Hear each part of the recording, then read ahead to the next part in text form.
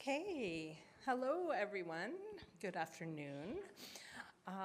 It's great to be back. I hope you all had a good first evening. I must admit that I slept a lot and I feel much more human today, so this is good news. I know that the format for this is a lecture, but I don't feel that it needs to be super formal. So if people have a question as we go, please feel free to raise your hand if you want to add something to the discussion. We can keep it interactive, even though it's billed as a lecture. I am quite excited to bring the topic of ethics to this discussion because I think it's a really important and overdue conversation. We've been having more of it recently, which is good to hear, but I think in the big picture, it's a little bit overdue.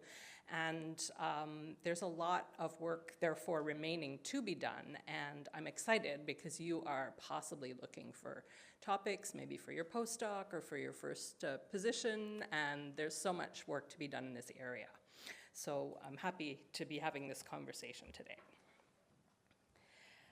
So it's an area of rapidly growing interest, and I would say, like, in the big picture of, the history of translation and translation studies and even of translation technology, ethics has come a bit late to the game.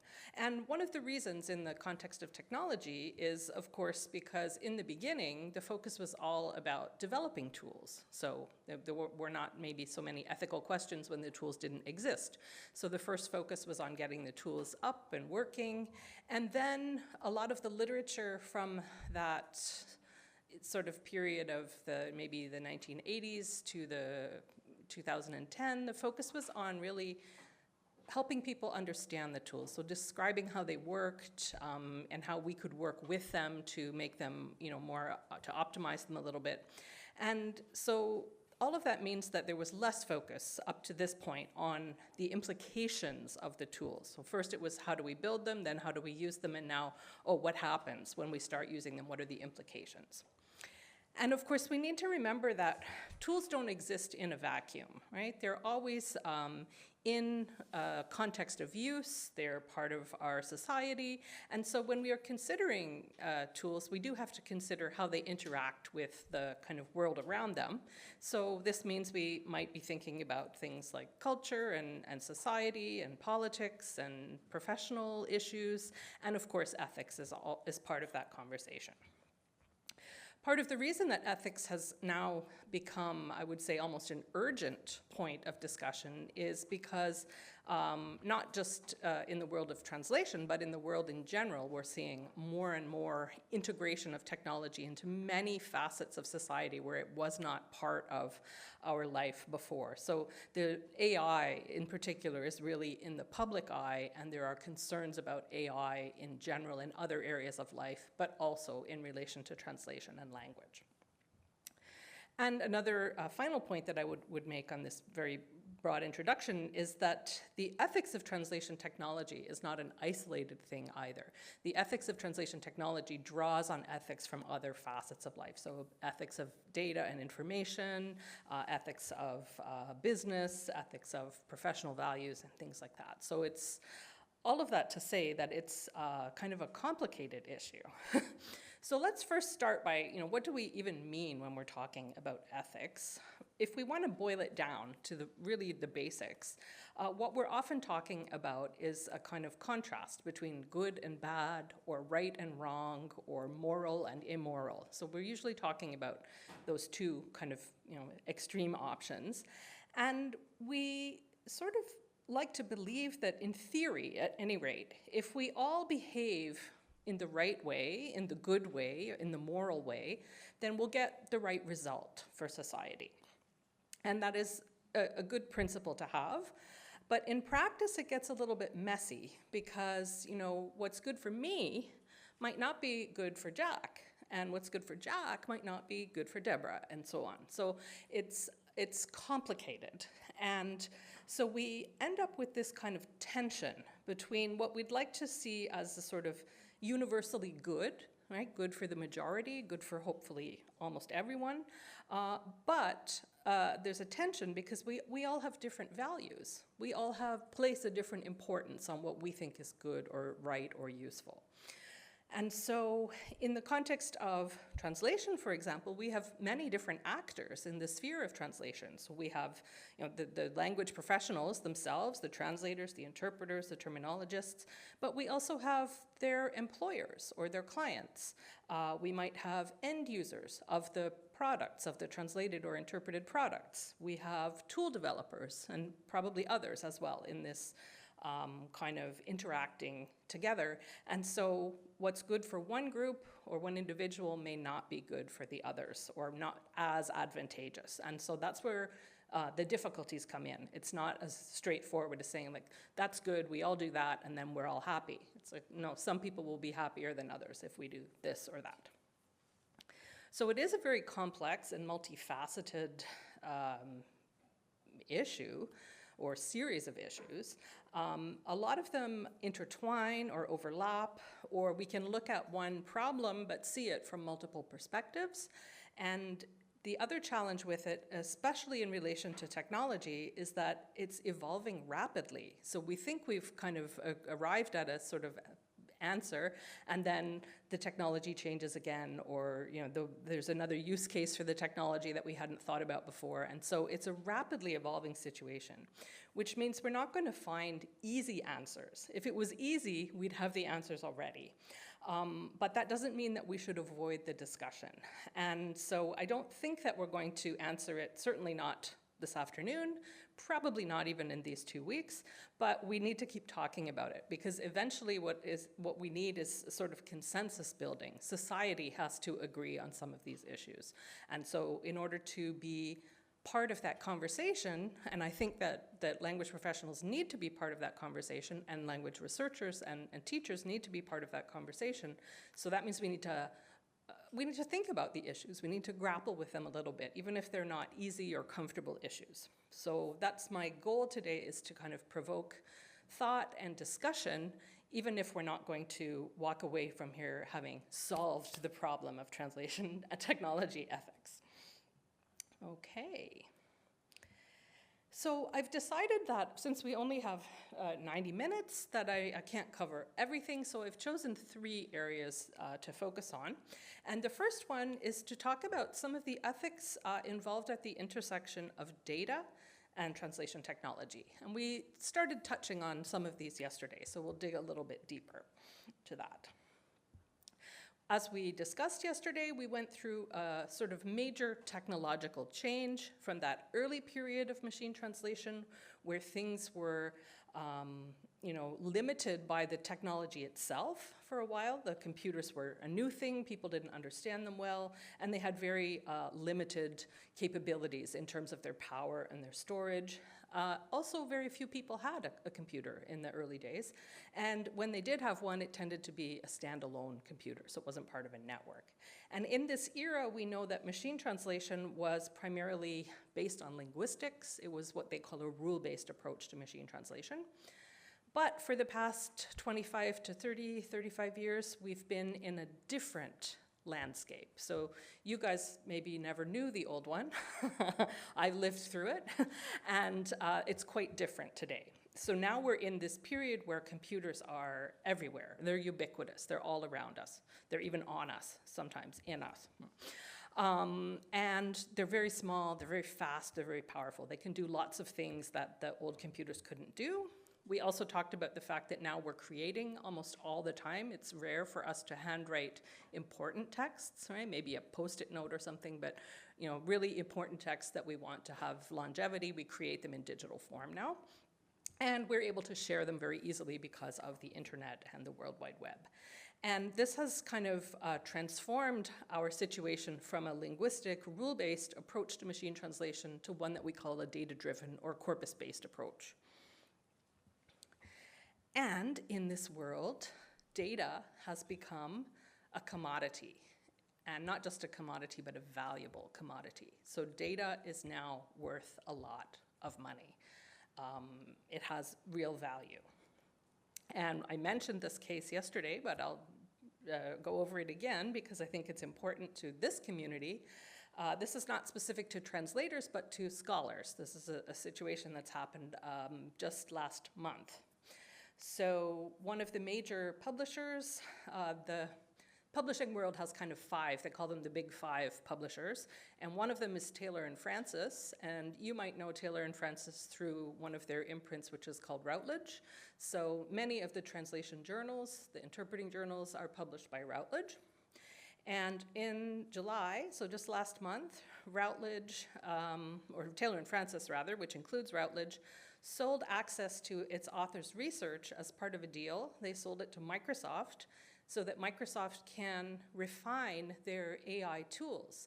We talked about yesterday one of the sort of challenges for AI is that it learns from the data that it has available. And the type of data that was easily available was mostly kind of general language stuff, things that were scraped off the internet, things that were in the public domain. And a lot of research is paywalled. A lot of journals are subscription-based, which means you can only access the data if you have a subscription, if you pay for it. And so a lot of the specialized texts were not easily available for scraping off the web. And so that meant that the AI-based translation tools, including neural machine translation, didn't always do a good job of specialized text because their bank of examples to learn from was not very large. So you can imagine that Microsoft and other companies see a market where they want to help scholars with specialized writing, with translation. And so in order to do that, they need to build up their data collection of specialized texts. And the best way to do that was to buy it from Taylor and Francis in this case. So yeah, it's kind of shocking because we would like to think that since we produce those texts, we have a little say in where they go, how they're used. And if they're going to be sold, we might even say, like, maybe I get a cut of that, right? Like, that's not unreasonable to think about that. But that is not how it happened. It was done without consultation, and certainly I did not get any revenue from it. I don't know if anybody was lucky. No, none of us got any money from that deal. So what will happen with that data, we have to wait and see now, but we know that Microsoft's Copilot, they're coming up with all kinds of specialized AI applications now, and we can expect that our data will be used to develop some of those systems. So that was an example of scholarly text, but in the context of translation, it's very similar. What constitutes data? Well, it has to be. We talk a lot about the quantity piece of it because these tools need so much data. So we're often focused on the quantity, but one of the reasons that they sold the research was because it's also quality work, right? People have edited that work. It's been prepared, and it's a very quality collection of data. And quality is important as well, because if we only focus on quantity, we might be including texts that are not particularly well written or that are not good examples, and the AI will learn from the material that it is shown, and so if we show it crummy material, then it will learn to produce crummy material. So we need to focus on both quantity and quality when we're putting together a corpus for training of machine learning. And so data in the context of translation could be curated resources. These are probably some of the most valuable resources. So a curated resource is, again, one that's been carefully put together. So it might be a glossary that has been, crafted by lexicographers or terminologists. It could be translation memory. You know yourself that you have to be careful about what goes into your translation memory, and if you put the wrong kind of things in it, then the matches that you get out of it are less useful. So these are kind of more curated resources, but there aren't enough of those. So also these tools look for just what we could describe as parallel texts.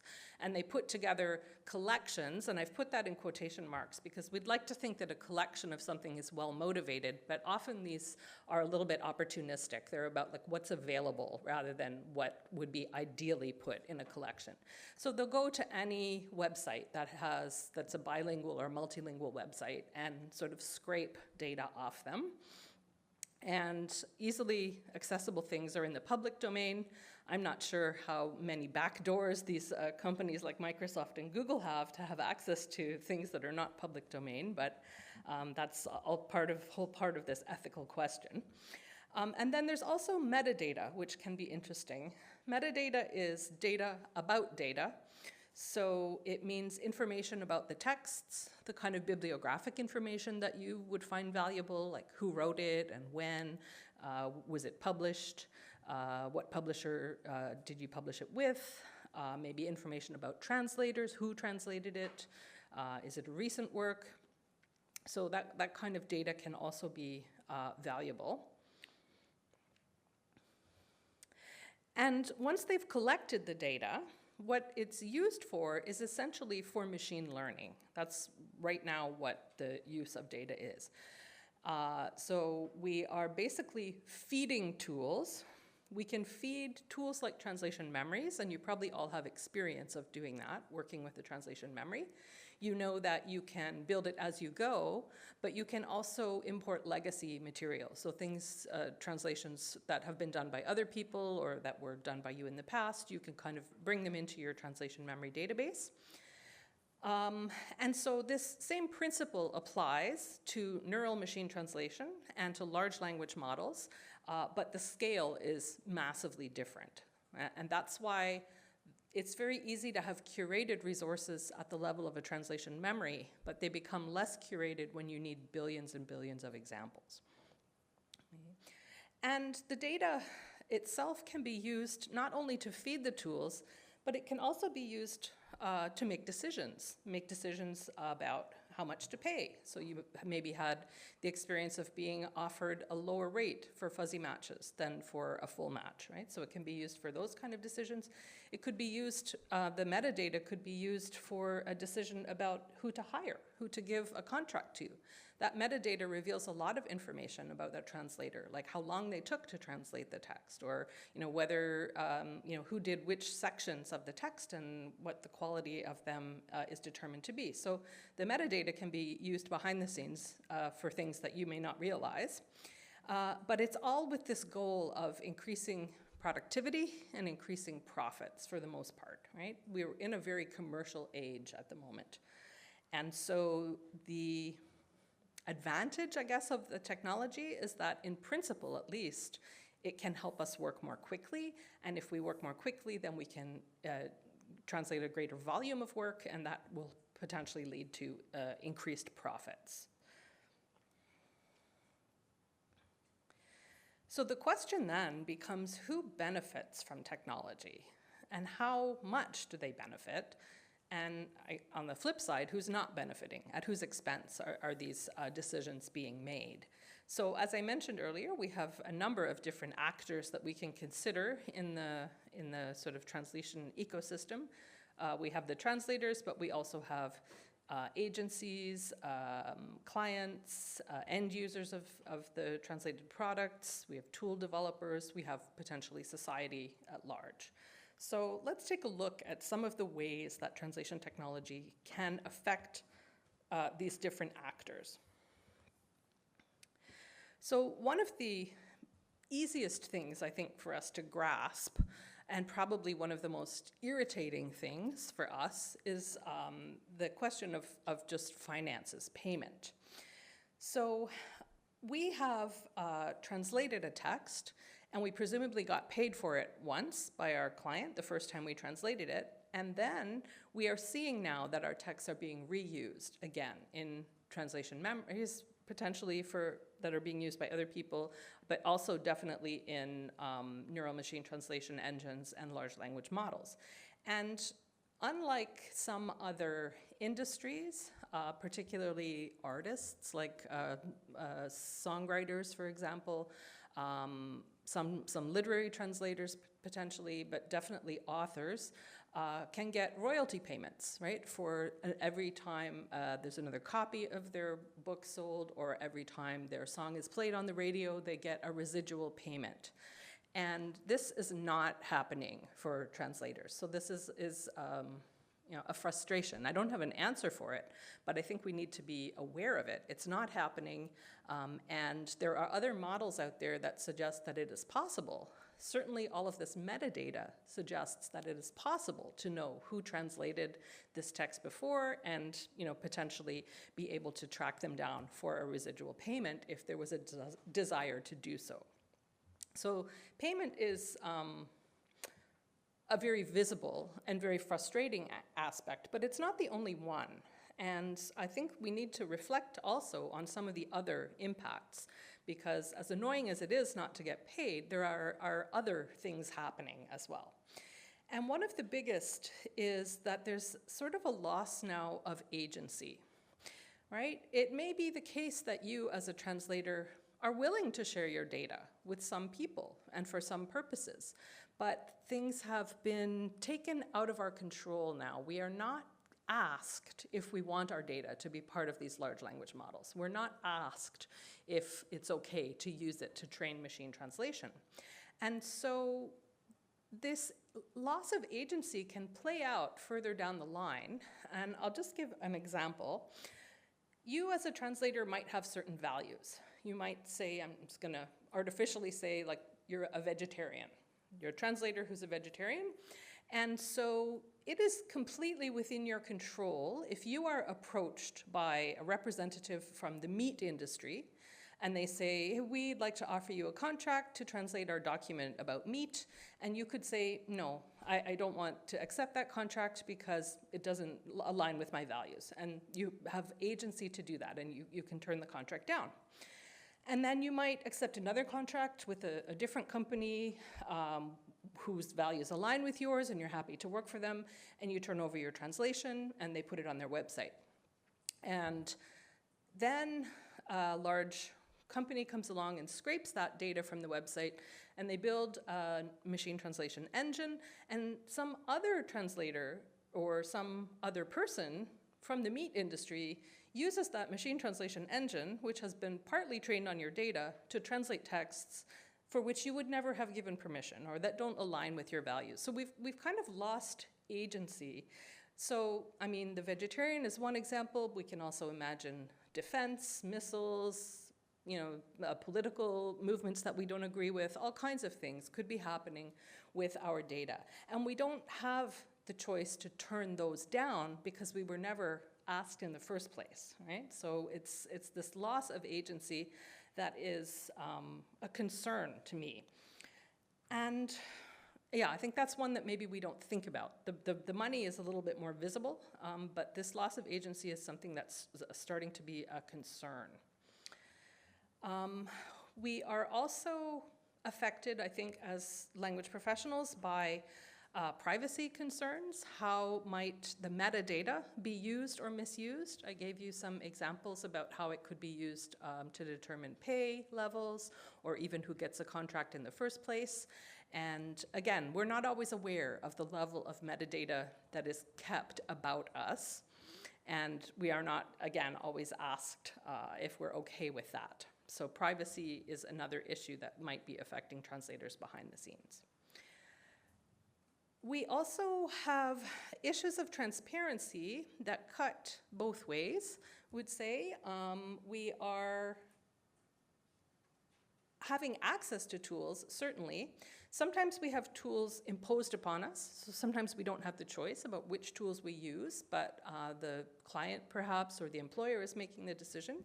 But sometimes we do have a choice about which tools we use, and I think we have to reflect on our own transparency and whether or not we are, I don't want to say admitting, I shouldn't have used that word because I don't feel like it's a bad thing that we need to admit to. I think it's perfectly fine to use tools, but we need to, I think, be transparent about them.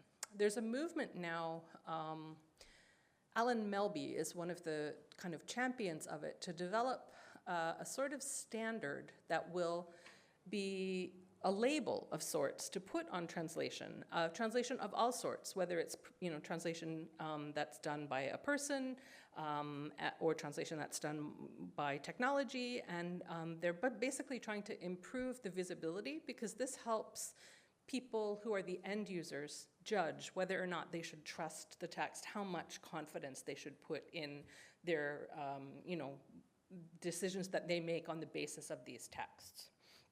So transparency is something we need to think about. It's not to say that we shouldn't use tools or that we should be ashamed of using tools, but we just have to think about how that information might help other actors in the process. One of the biggest challenges, though, I feel for translators at the moment is that we don't have a lot of guidance. Many of us belong to professional translators associations, but even those associations seem to be a few steps behind in terms of coming up with guidance about how we should be handling decisions around technology. If you look at the guidelines or the recommendations that the professional translators associations produce, they often don't talk about technology at all. It's a big gap. And I really would love for somebody to take that on as a sort of mission to help the associations figure out what advice to give to translators, because it's really a hole at the moment.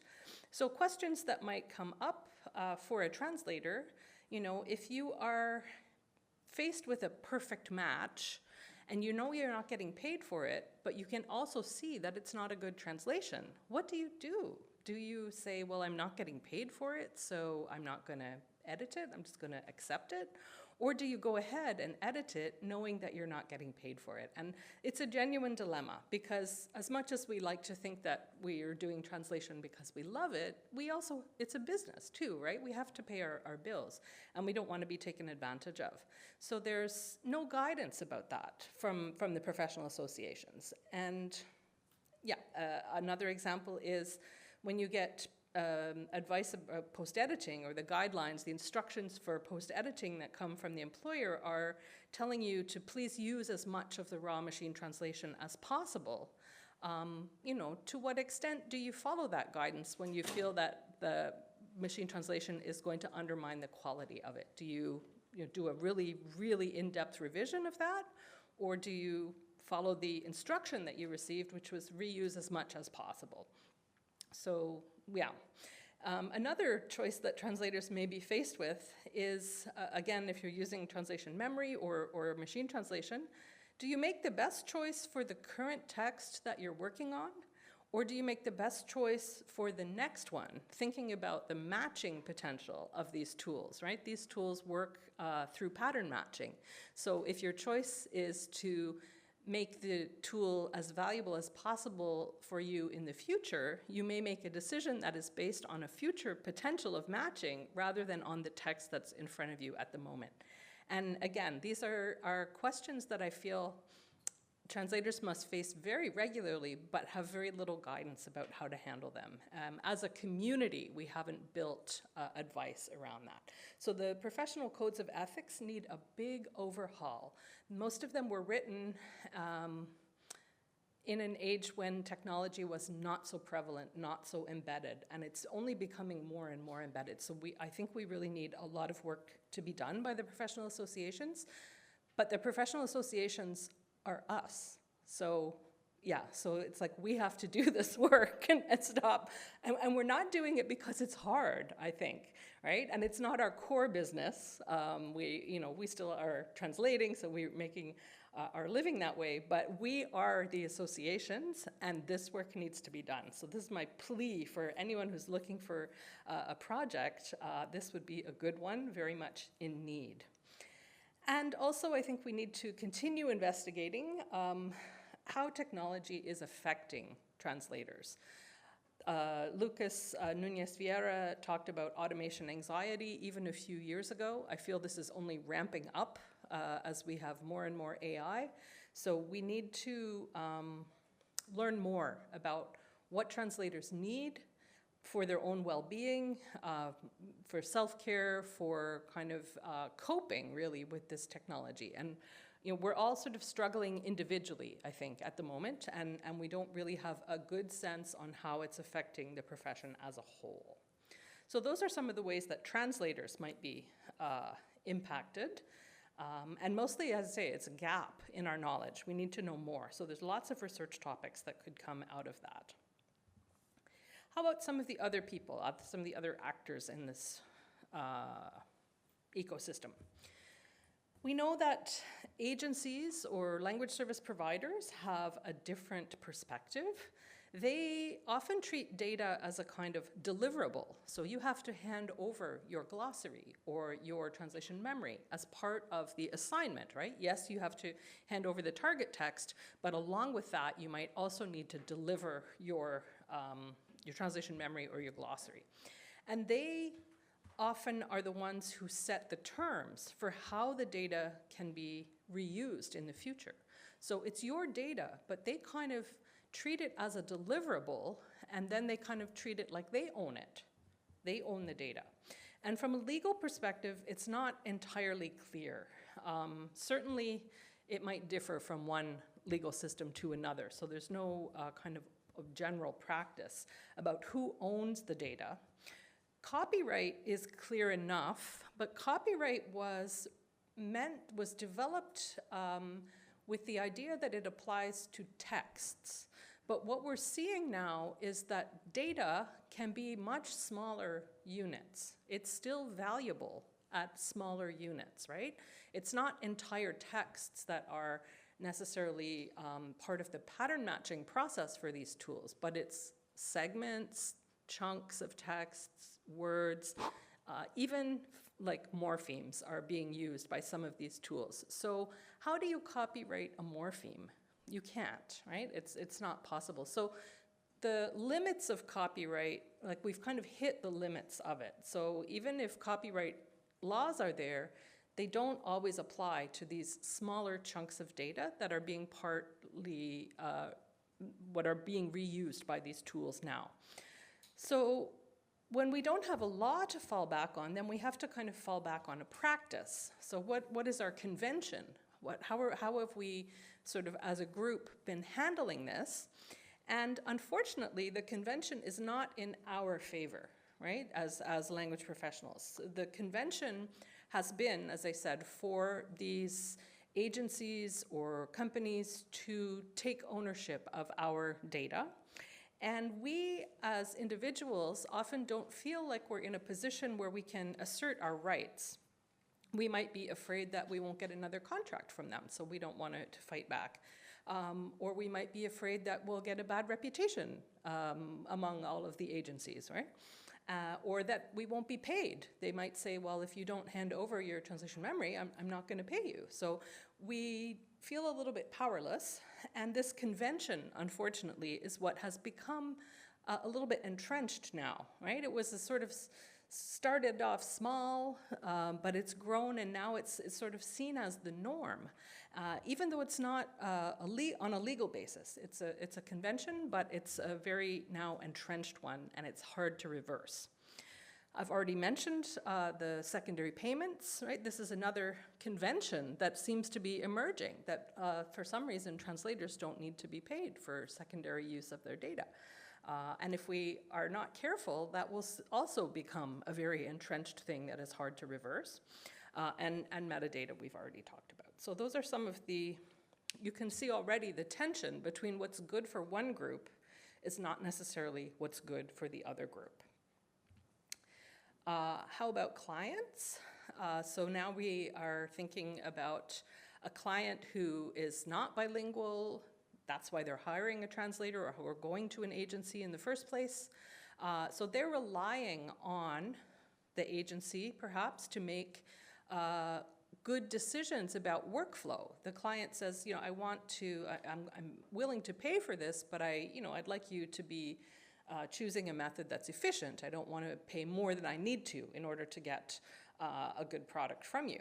So they will kind of outsource that decision-making to the LSP or to the translator because they don't know. That's not their business, right? They've come to you because you're a professional and they don't know. So should we be making the client aware of the benefits and risks of using machine translation? Should we give the client the right to veto the use of machine translation or not? Or should we keep that right? And again, it's a little bit unclear at the moment, and people are coming up with their own individual ways of handling it. We also have to think about business practices and how they can impact job satisfaction for translators. So if we're thinking of policies around tool use, for example, if the client is dictating the tool that gets used, how do you feel about that? Are you okay with it? Is it a tool that you would have chosen if you had the right to choose, or is it kind of being forced on you? And how do you feel about it? And then all of the practices that come around it, like paying you part rates for fuzzy matches, or not paying you for editing, just kind of having it lumped in that word rate rather than paying you an additional fee for full text editing afterwards. How does that sort of play into your happiness in the role? And so we were talking about the automation anxiety. It's kind of linked also to professional anxiety as well, right? How do I feel about being a translator? Is this what I thought the job would be like when I signed up for it? Is this what I expected, and how happy am I to continue in this profession? And this has a big impact on the sustainability of the profession, right? Will people still continue to choose to study translation? Will people continue to join the ranks of professional translators and interpreters? Okay, and we talked already a little bit about the metadata, which comes in here as well. End users are a group that we don't always think about. These are people who have very little agency, right? They are basically people who are not multilingual, who are handed a text, and that's the text that they have to work with to make their decisions, to understand what they're supposed to do. They simply have to trust the commissioner of the translation or the translator has their best interests at heart. And we've seen that what's good for one is not always good for the other. And so the translator might want to work faster, so that will impact their decision about tools to use, for example. The client might want to save money, so that will impact their decision. But what about the end user? A text that, a tool choice that allows a client to save money and a translator to work more quickly, does that result in a translation that is okay, but maybe requires more effort on the part of the reader, right? The cognitive load of the end user is higher. And did anybody think about that? And did anybody care about that? Or did that come into the decision-making process at all? Or was it just, I need to save money and I need to work faster? So yeah, the end user really trusts that we have their best interests at heart, but when it's their best interests against our best interest, who comes out on top there? And we also know that now machine translation is out there and available to anyone who wants to use it that has an internet connection, but they don't necessarily have the background that we have. They can't bring the same critical eye to the tool use that we can, because we know what's involved, not just in machine translation, but in translation, right? And these people often don't have a background in either of those.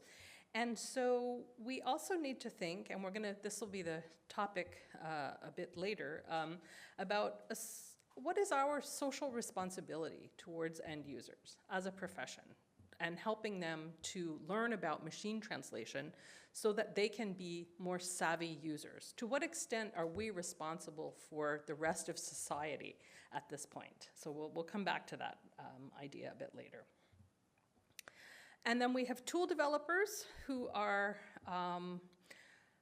also part of our ecosystem. We have to acknowledge they are, but they have very, very different motivations than we do. And the tool users, in principle, should be completely dependent on us, but it often feels like it's the other way around, right? Without data, the tools are useless, and I mean that, 100% useless. It could be a fantastic algorithm, but if it has no data to operate on, it's like a translation memory. That's when you first buy it and take it out of the box, there's a program there, but it's not helpful at all to you until you put some data into it. So it's exactly the same for machine translation tools and large language models that are data-driven. If you take the data away, the tool is 100% useless. It can't be it can't help any translator. And so we've sort of ended up in this reverse relationship for some reason, where we feel that the developers have all the power and we are beholden to them. And we somehow need to figure out a way to take back some of that power, because really it does belong to us. We have seen that developers' attitude has been to kind of treat data as a natural resource, something that's just out there. It's just sitting out there. It's like oil, it's like water, it's like wild mushrooms or blueberries or something that they can harvest, that they can mine. And we even see that in the terminology, right? Data mining, harvesting data. And it's a really harmful metaphor, I think, for our profession, because when something is naturally occurring, there was no effort put into creating it. Translation data is not naturally occurring. It was created by a skilled person. And so somehow we have to break this metaphor that people have adopted for data, which is that it's a natural resource. It's completely not natural. And so, it has a lot of knock-on effects. Because people think that it's natural, just occurring, we don't need to acknowledge the people who created it, right? We don't need to pay them for it. It's just out there. It's there for the taking. I mean, you just go for a walk in the woods, you see some mushrooms, you take them, right? It's natural. And so they have kind of developed this attitude, and it's problematic. I don't know how to fix it, but I think that we, at least amongst ourselves, should change our own terminology and hope that it will push out further, right? And talk about data as being a created resource, not a natural resource. We also see that the tool developers are, and this is not recent, this has always been the case, they are trying to promote their product, and so they often hype it a little bit, right? It's their marketing, their tool, but sometimes what they're saying about it is not entirely truthful, or it is not recognized by the public as being problematic. So in the world of tool developers, they have come up with very strict criteria of what it means to be to achieve human parity. That's one example. We often hear that the tools have achieved or exceeded human parity. And they've developed very strict criteria of what that means. So according to them, within their own community, there's a clear definition of what it means to have human parity, X number of errors per 1,000 words or whatever. And so when they talk amongst themselves, it's fine because they understand their definition. But when we take that and we just say it to the general public, that really means something else to them. They don't have any idea about this technical definition. They just understand, like, wow, this is better than a person. Why would I not use this tool? Why would I, pay a person to do it when this tool can do the same thing? So the terminology, the hype, is very misleading when it's pumped out there to the general public. So that's, again, where this machine translation literacy comes into play. We need to help people perhaps understand some of what is actually happening and how to peel back the hype and understand the reality. Part of the challenge, though, as we get more and more down the road of AI, is that AI is a very opaque technology. Data-driven tools are not easy to explain, and they're not easy to understand their decision-making process. Machine learning is not at all like the type of learning that we do. And so it's quite difficult for us to be able to say, I can be confident in this translation because I understand the decision-making process that went into it. We can understand our own decision-making process. We can often understand the decision-making process of our peers, our teammates, our colleagues. but we don't understand the decision-making process of AI tools.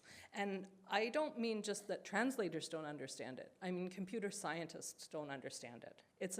It really is a black box technology. It's opaque. And if we can't explain to somebody how the machine came up with this answer, why should we ask them to trust it? So AI has a lot of trust issues that are built into it. And so we need to work on that. And there is a movement now which is called explainable AI, where they're trying to develop algorithms in a slightly different way that would be kind of understandable. And this is a very big difference. If you think back to the rule-based approach to machine translation, it was based on linguistics. We can understand that, right? Maybe not every person on the street, but translators could understand it. Linguists could understand it. There are people who could understand it.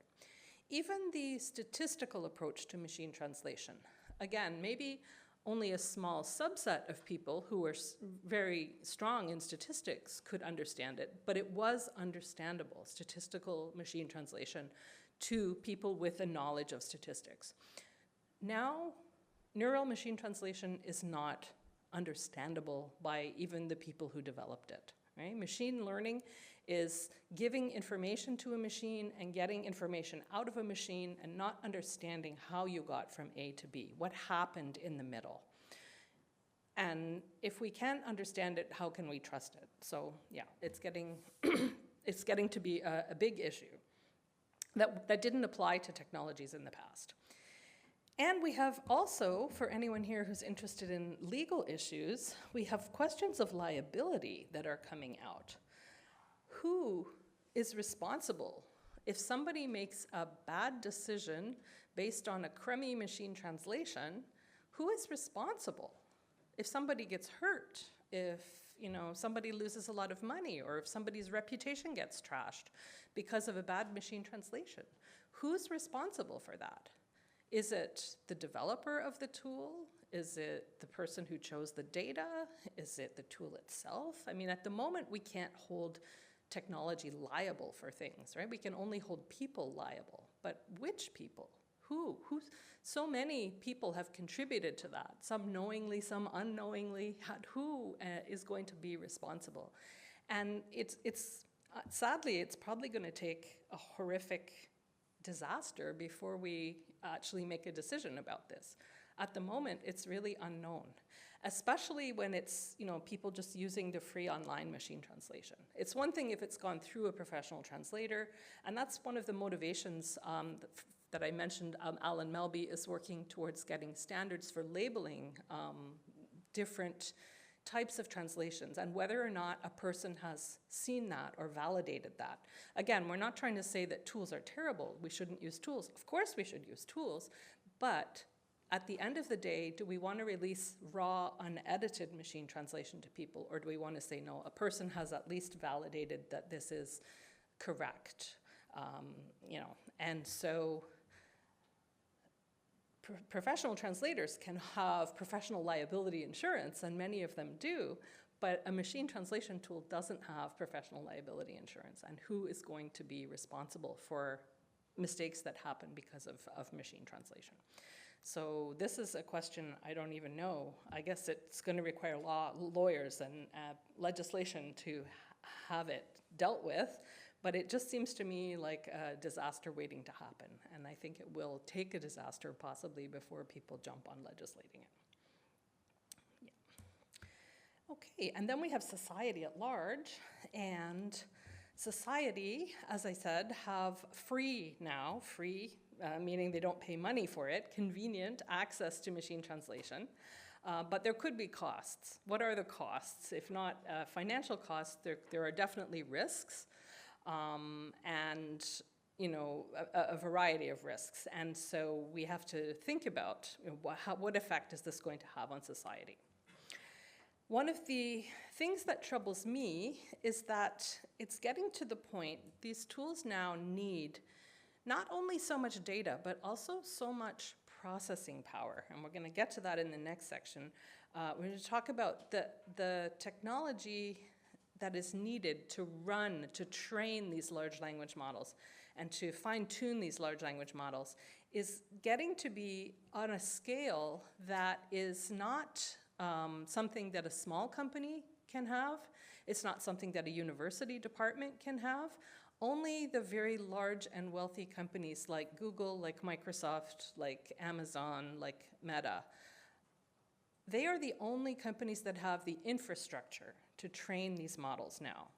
And so that means they are, when we talked about the fact that technology is not neutral, they are the ones who are bringing their values to the data that's selected and the way that the algorithms are developed. Do the values of Amazon, Google, Microsoft, and Meta reflect the values of everyone? I'm going to say probably not everyone. And so this to me is a concern because it means that the future development of tools, the decision-making around them, it rests with a few corporations who have their own values that may not reflect all of the values in the world. And so this is an ethical concern, right? Literally, a university department can't participate in this anymore. They've been scaled out. Yeah? They have to take and work with the models that have been trained by someone else. Yeah. And there's also, from a society perspective, environmental impact, and that's the topic of one of the next ones, so we'll pick that up in a second. Are there solutions? Well, we're working towards them, I would say. People, of course, are concerned. Definitely people are concerned, people are talking about it. And so what can we do? How can we work towards solutions? I think that really we do need to leverage professional associations, and I think that I already made the point that that means us. We need to care about these issues. Nobody else is going to go to bat for us if we don't care ourselves enough to speak up, right? So we have to, I think, start making better use of professional associations because they will give us a bigger voice than just individual people, right? So we have to band together. And we saw that it can be done. We saw the writer's strike from Hollywood, for example. They were effective, right? They have to act, so we have to act almost a little bit like a union. We have to kind of almost unionize ourselves in a way to kind of make some decisions at the level of our profession and advocate for change and better decisions. We need to also work on outreach. The whole for many years, the whole discussion was that a good translation is one that you don't even know is a translation, right? That it's invisible. That was the sort of, for many years, that was considered the hallmark of a good translation. But I think we need to stop hiding translation. I think we need to make it more visible. We need to talk about the skill that's required and the consequences of having a poor translation. I don't mean we need to be scaremongering, but we do need to help people understand. It's not a natural resource. It's a skilled it takes skill to develop this data. It takes skill to do translation. And the raw, unedited machine translation is rarely the right solution. We need to refine our code of ethics. And I'm going to come back because that's my last point. We'll talk more about the social responsibility of teaching machine translation literacy. I mentioned that there is a movement now within the AI community, so not specific to translation, but AI, to a push to develop algorithms that can be explained rather than these unexplainable algorithms that are currently out there. So we want to move towards a situation where the AI is transparent. We understand how it is making its decisions, and therefore we can trust it more than the algorithms that we have at the moment. We're also seeing a push towards green AI, which means environmentally friendly. We're going to talk a lot about that in a minute, my second major point.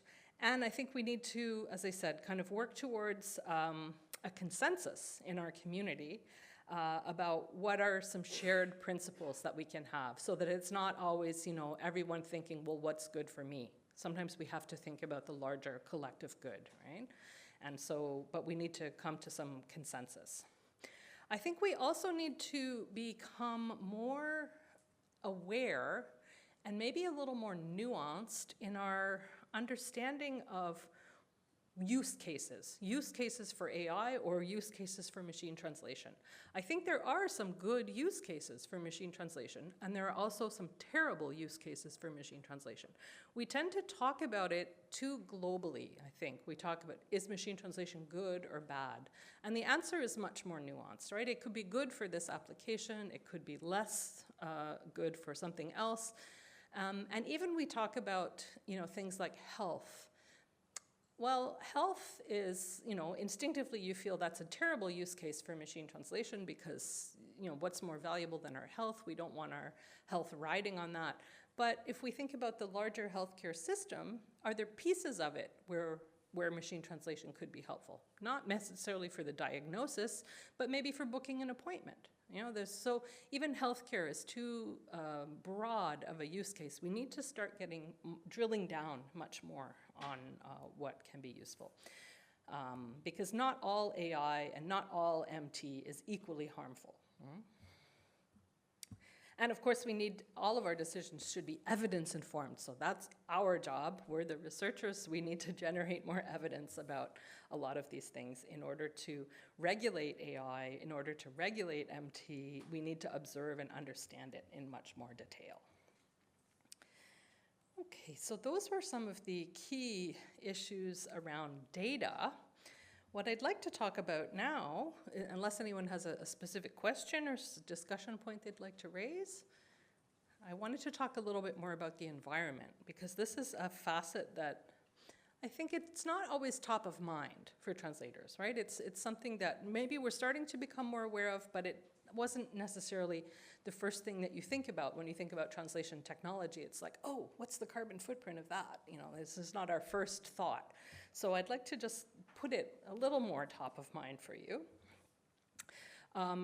Reina mentioned yesterday that Michael Cronin is very well respected for his work on eco-translation. And basically what we're talking about is translation from an ecological perspective, recognizing that translators and translations and also the means of producing translations are part of a larger ecosystem. And so we want to take that into account when we're thinking about the tools that we use, when we're choosing a tool, thinking about what is the impact of our choice on the environment, for example. And of course, this raises a lot of ethical questions.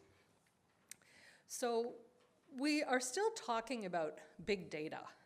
But honestly, big data is like an understatement now. Things have gotten to the point where it's much more accurate to talk about things like, unfathomably, massively, colossally ginormous data. That's what we're dealing with.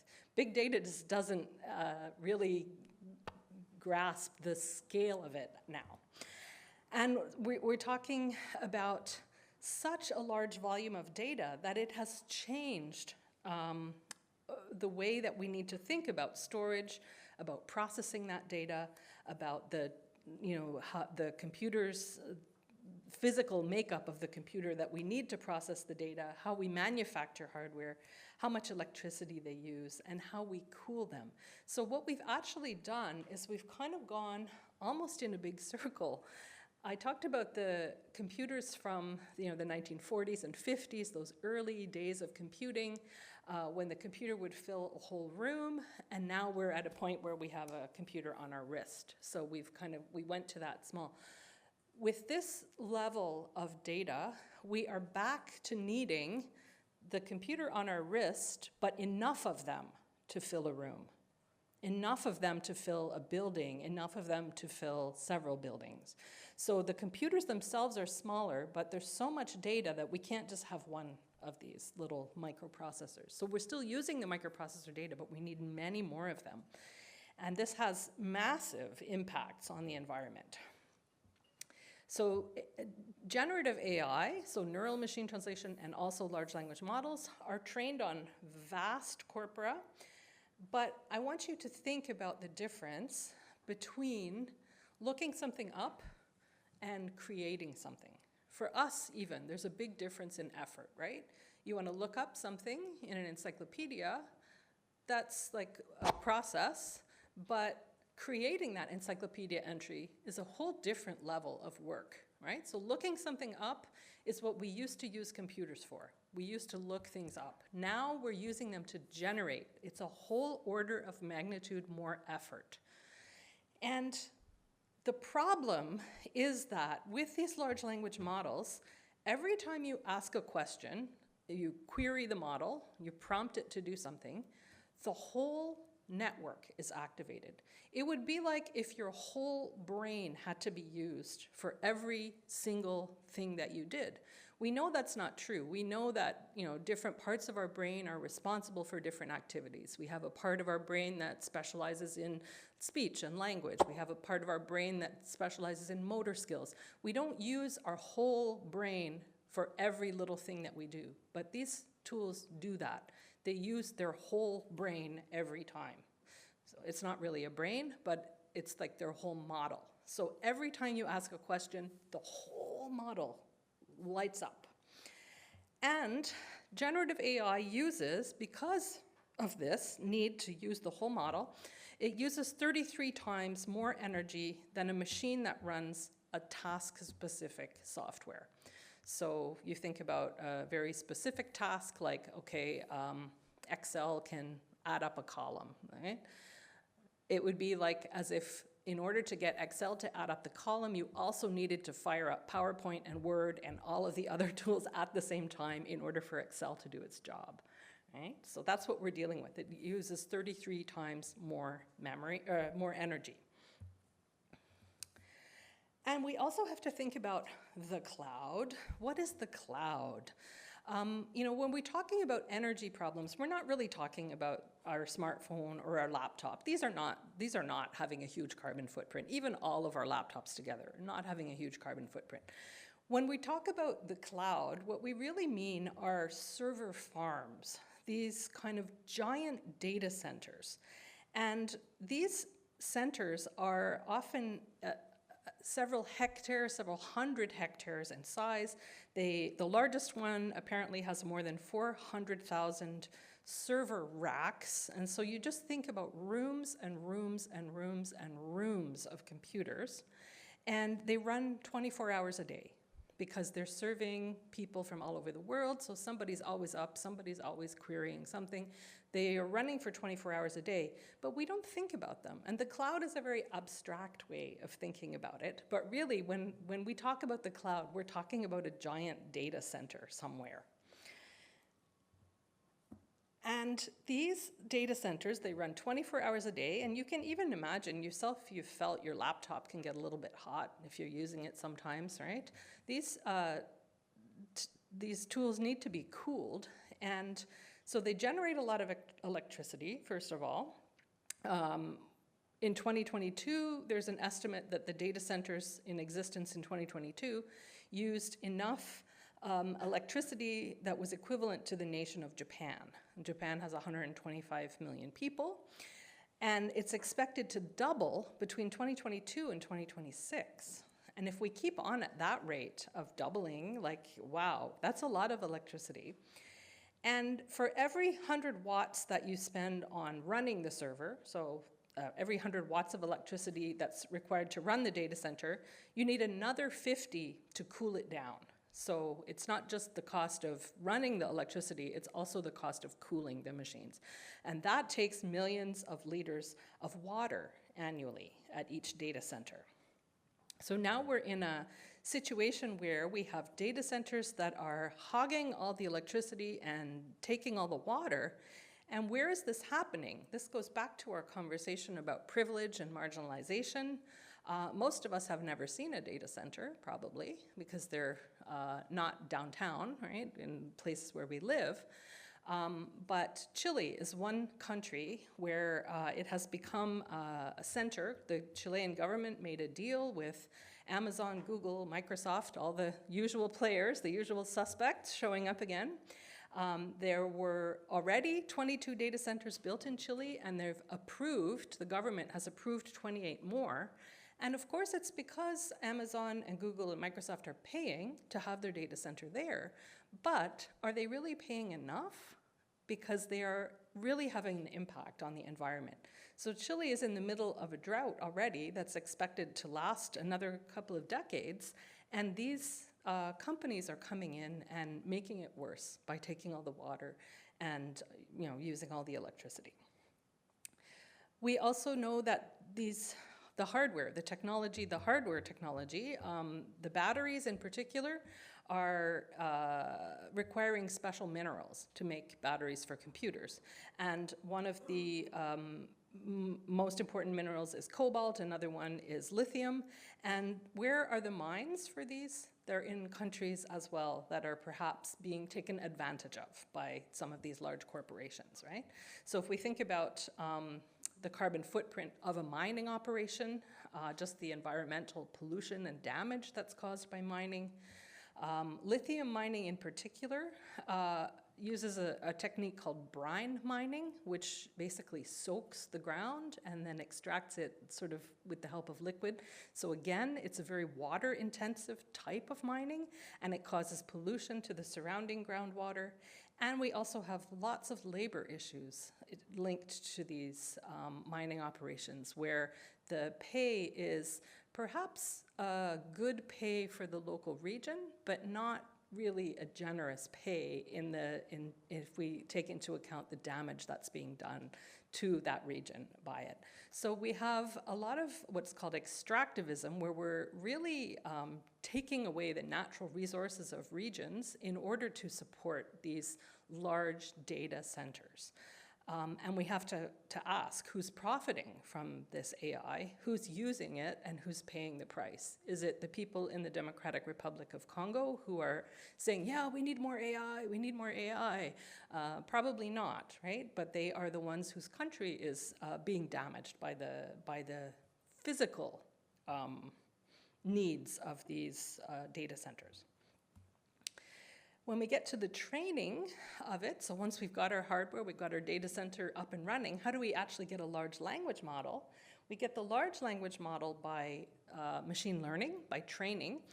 And this is an intensive electricity gobbling process as well. So it has been estimated that training one large language model one time has a kind of impact, a carbon footprint that's equivalent to the lifetime of 6 cars. But these models don't get trained one time.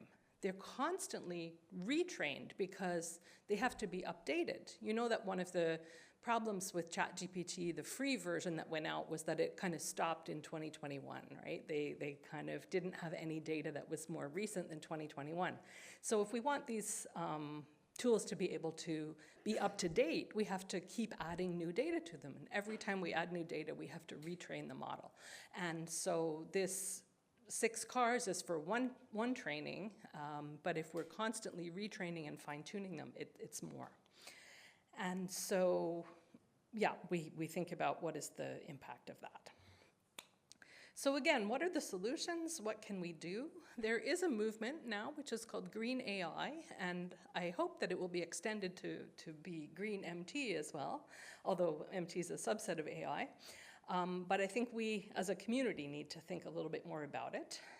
One of the things that we can do is, perhaps as a society, insist that there are environmental impact assessments. I mean, one of the reasons maybe that these these data centers are going to places like Chile might be because they're not as demanding in terms of requiring an environmental assessment, right? Maybe their government is not asking for that the way that the US government might push back. Why is this not in Nevada, or why is this not in California? Well, maybe the governments there are saying, well, no, we have to have an environmental impact assessment, and then it's a no-go. So we have to, maybe make this a requirement somehow through legislation.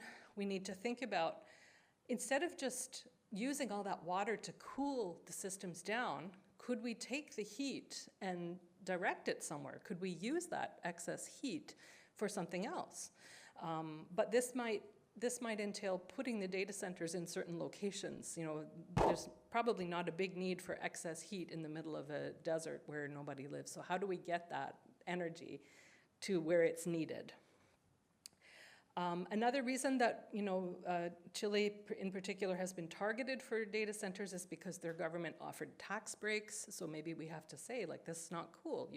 You should actually be paying tax to have your data center here, not getting a tax break for that.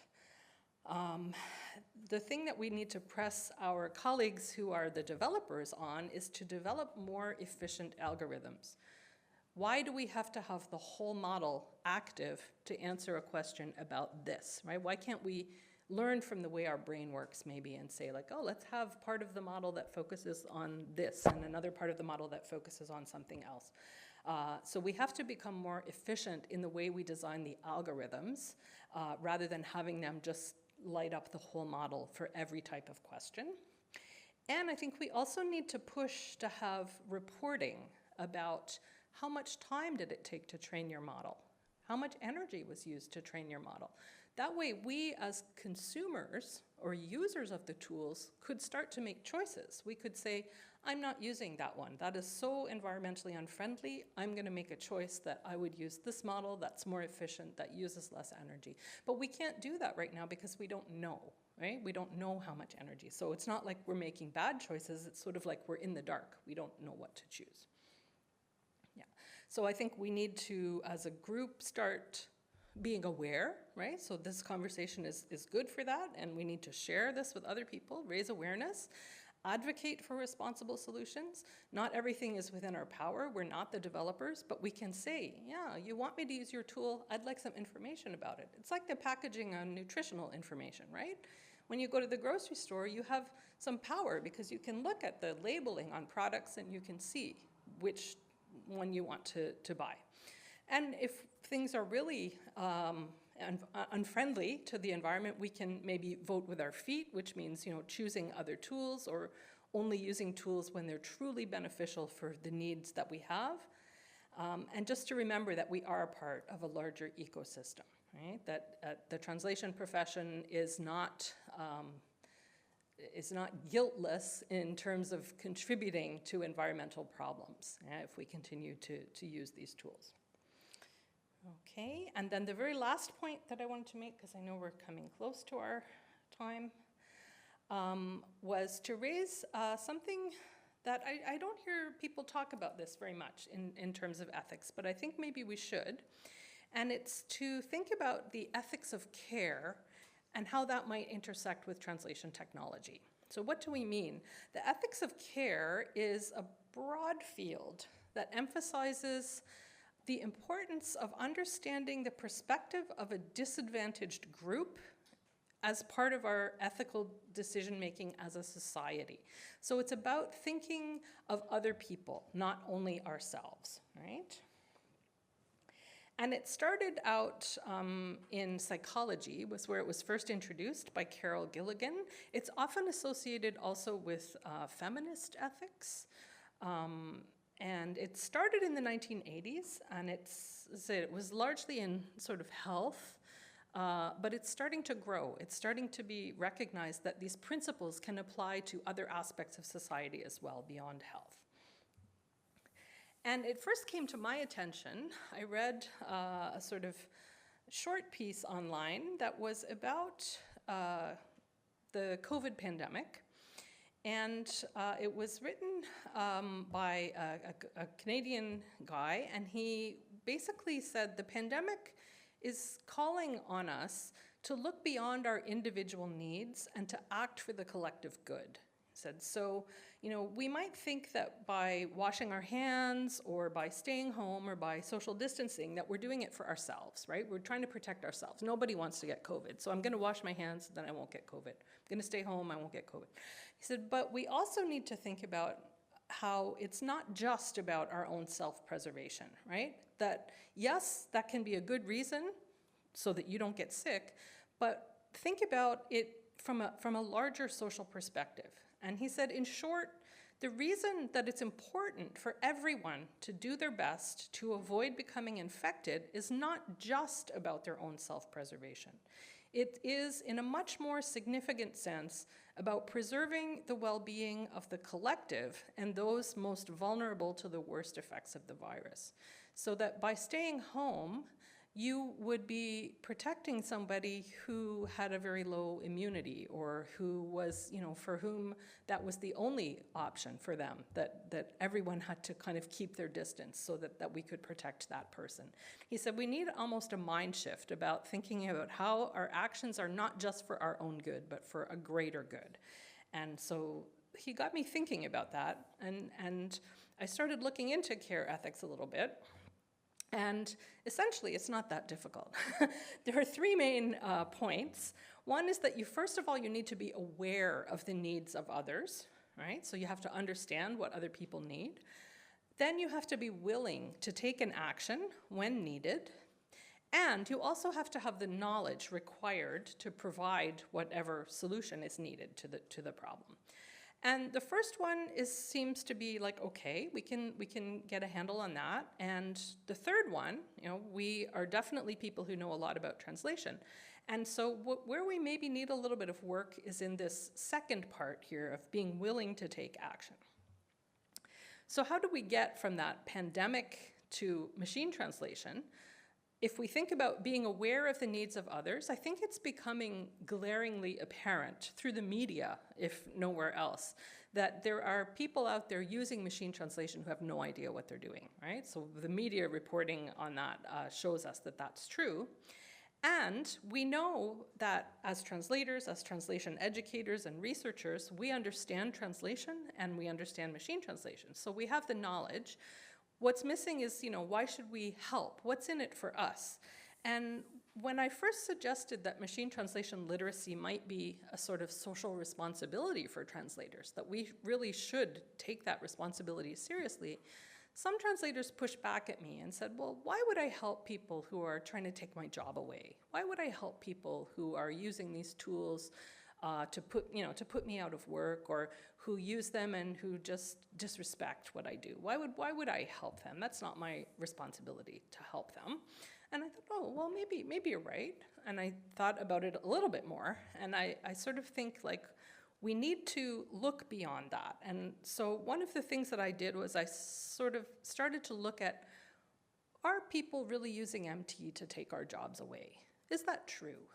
And there have been several studies now that show machine translation is basically, for the most part, filling a gap that went unmet before. People are using machine translation for tasks for which they would never have hired a professional translator in the first place. If machine translation wasn't there, they simply wouldn't have that material translated.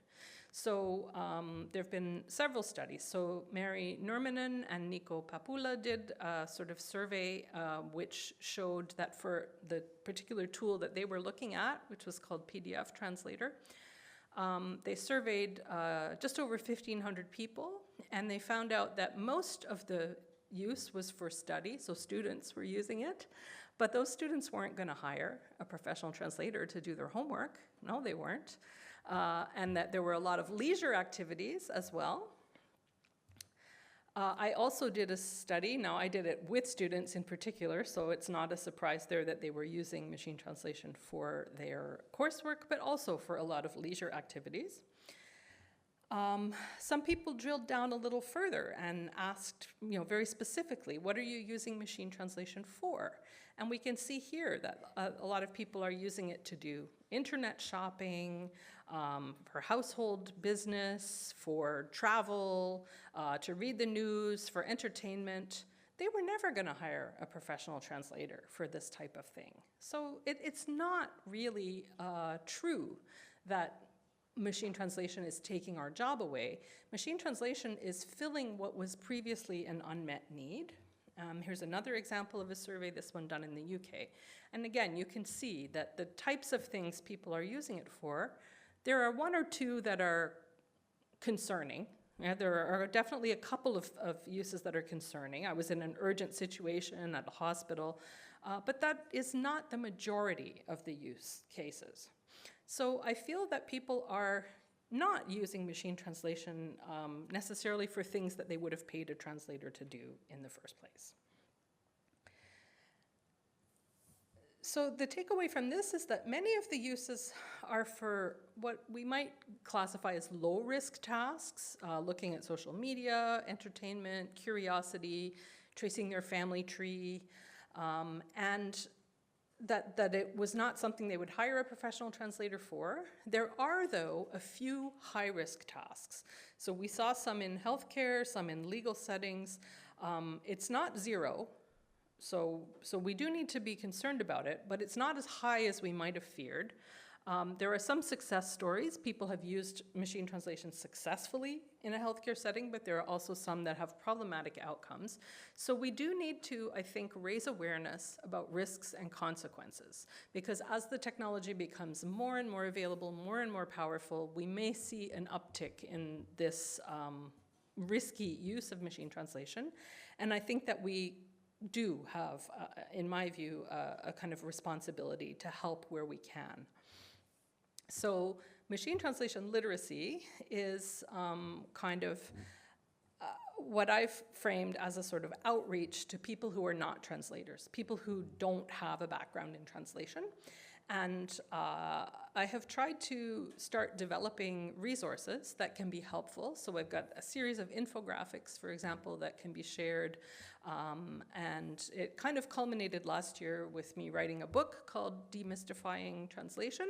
And it's partly about machine translation, but actually it's a lot more about translation, because one of the things I started to realize was that machine translation is what brought this issue to the forefront, but the problem is not that people don't understand machine translation, it's that they don't understand translation, and that's why they think machine translation is an appropriate solution. And so we have to really, you know, I've started to think, like, before we get to machine translation literacy, we really need translation literacy, which is raising awareness about translation, also interpreting, and that we really, yeah, we really should do that, and that it is in our own best interest. But this is going to be a topic that I pick up again in Lecture 5, so if you're around for Lecture 5, we'll build on this. But I just wanted to present it here today through that framework of an ethics of collective care and how we really should be part of the solution for society and not just kind of washing our hands of it, thinking, well, it's taking my job away, so why should I care? Okay. And that's the link to the website where, if you are interested in resources, we have the series of infographics has now been translated into 10 languages. And there's an 11th on the way. It's almost ready. We're going to be also releasing them in Polish soon. And if anyone is interested in contributing other languages, everything there is in an open license. So it's a Creative Commons license. It's open source. You can take it, you can translate it, you can translate part of it, you can mix it in with something else that you think would be helpful. It's all free and open licensed, so you can use it as you see fit and contribute to it if you like. Okay. So summing up, we have seen that ethics touch many aspects of translation technology. We've only scratched the surface here. I chose those 3 big themes, but there are many other ways that ethics can intersect with translation technology.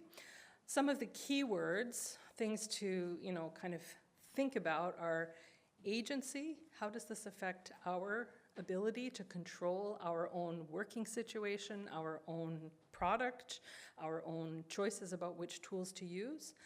We need to think about transparency, how to be clear with other people about the tools that we're using and why and how. Responsibility, fairness, empathy, advocacy. These are sort of like key terms, I think, that we need to think about and encourage. Also, just to reflect on the fact that, you know, we're often in our own little bubble. That's normal, that's natural, but every now and then we need to put our head up and think about we are part of a bigger system, whether that's a bigger translation team, a bigger you know, group with the clients and the end users, or whether it's bigger part of society and a bigger part of the planet, right? And that a lot of the decisions that we make or don't make will affect the sustainability of our profession. It's one thing that I am getting concerned about. I know at my own university we've seen a drop in registrations for undergraduates, which in our university, it's our undergraduate program is the kind of professionalizing program. It's the one that leads into being a translator or interpreter. And I'm concerned, not just concerned for myself at the university and my job, like, oh, if there are no students, will I have a job? But if there are no students, will there be translators in the future?